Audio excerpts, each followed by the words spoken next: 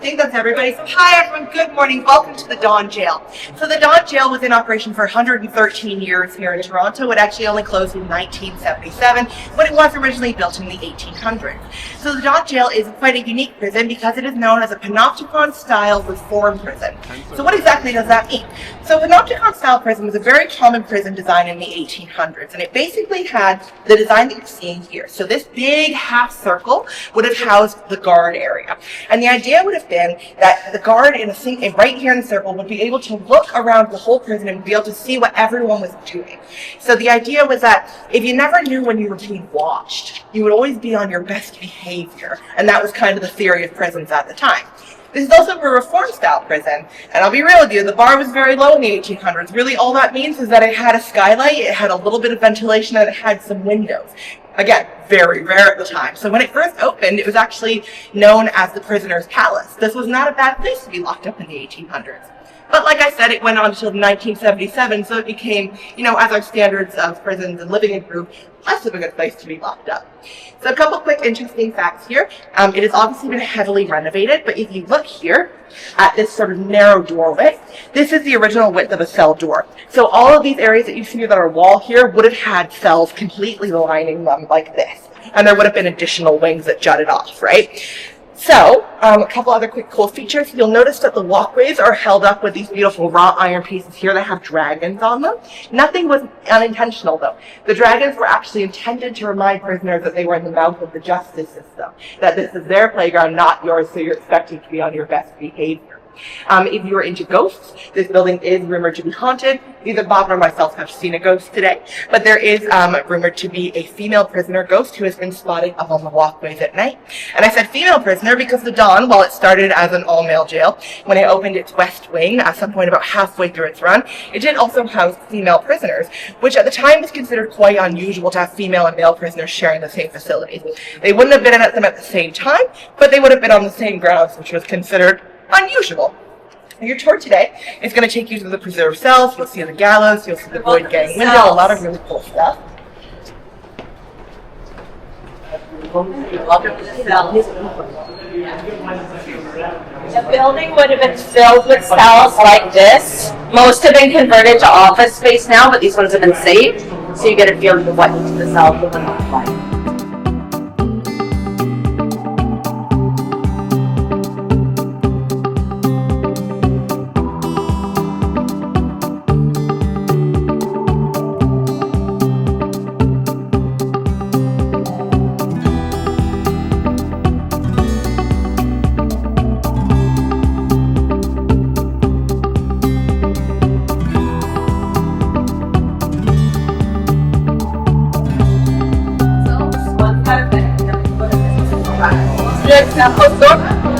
Alright, so this is the solitary confinement.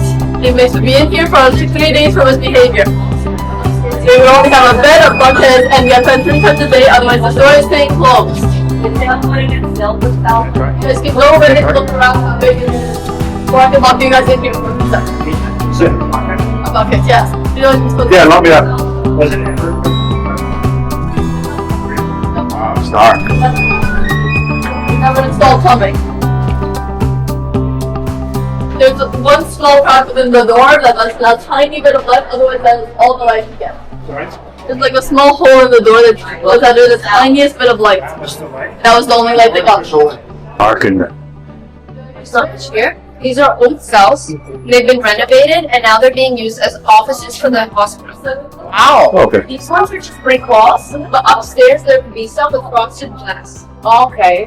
Okay. All the arches are the and the iron bars are also all arches.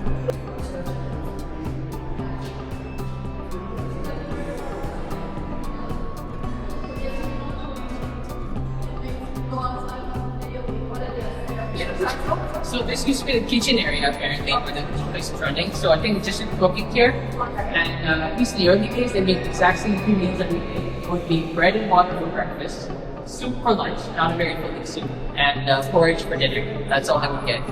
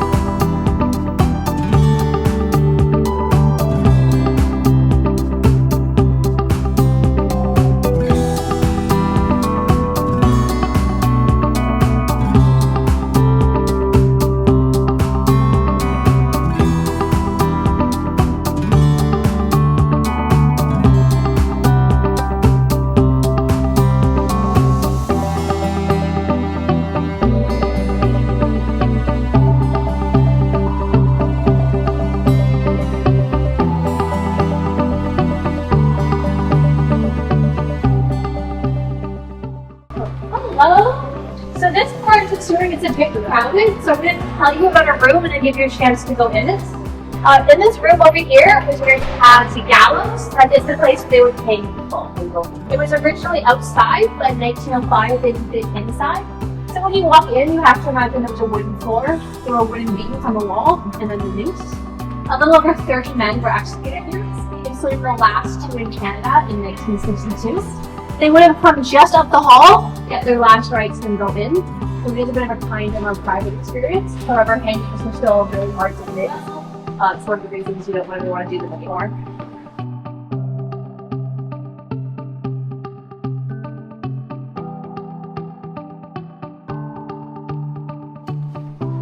Did it walk up the stairs in the back here? From the back there? Is that the stairs? There's doors downstairs. Is that where they walk up, or did it walk in Death from row here? was just down there, so they would come just down the hall. If you think about it, it's up much. If you think about your last day, you're terrified, you're probably nervous. None of the guards want to be there. This is the shortest distance, and you can bring someone down who's in a state of shock, right? And that way too, you can think about they don't see the noose. Imagine instead having to like walk like 100 yards and you can see it in the distance. That would be really hard. This way, you're in a space you know and you're familiar with until the last moment, and then this door will be shut the rest of the time. Okay, so this is the story about the Boyd gang, if anyone has heard of the Boyd gang. Edwin Boyd was a bank robber here in Toronto. He had robbed 7 banks before he was caught and sent here to the Don jail. He was jailed in that right there, that cell right behind you there, the first one. When he got to his cell, he had some roommates who also happened to be bank robbers. So they became fast friends and became what was known as the Boyd gang. One of his cellmates had a wooden foot, and he had hidden a hacksaw inside his wooden foot. The 3 of them, over time, managed to work their way through the bars. They were very clever because in order for the guards not to detect what they were doing, they would take soap and dirt and mold it and so it looked like part of the bars, but really they were slowly eating away at them. Eventually they escaped. They tied bed sheets together, just like you'd see in the movies, rappelled down, and off they went. And so they escaped. They were gone for 4 months. They continued to rob more banks. One of them was the RBC in Leaside. They were doing okay, but then one bank robbery they did went very wrong. 2 of his gang members shot and killed the police officer, and they were all brought back here to the Don jail. Those 2 people were sent to the gallows, which is what you just saw. Edwin Boyd was then housed in another part of the jail. Word is that his lawyer smuggled in another hacksaw. So he managed to escape again. This time, he only got away for 8 days, and he was captured and brought back, and he was then moved to the Kingston Penitentiary, where he served 14 years. When he got out of there, he changed his name and moved to Vancouver Island, and he lived there until 2002. He was 88 years old. Before he died, he reached out to CBC. He wanted to do an interview. He interviewed with CBC, and during that interview, he disclosed that he was involved in a double homicide in Hyde Park in 1947 that nobody knew that he had anything to do with. So that was sort of a deathbed confession. So that is his story. There's a lot more detail and more stories. So if you're interested, just Google or look up Edwin Boyd and the Boyd gang. But that's the gist of it. There's a QR code there if you want to learn more about the escapes. And enjoy the rest of the tour of the prison.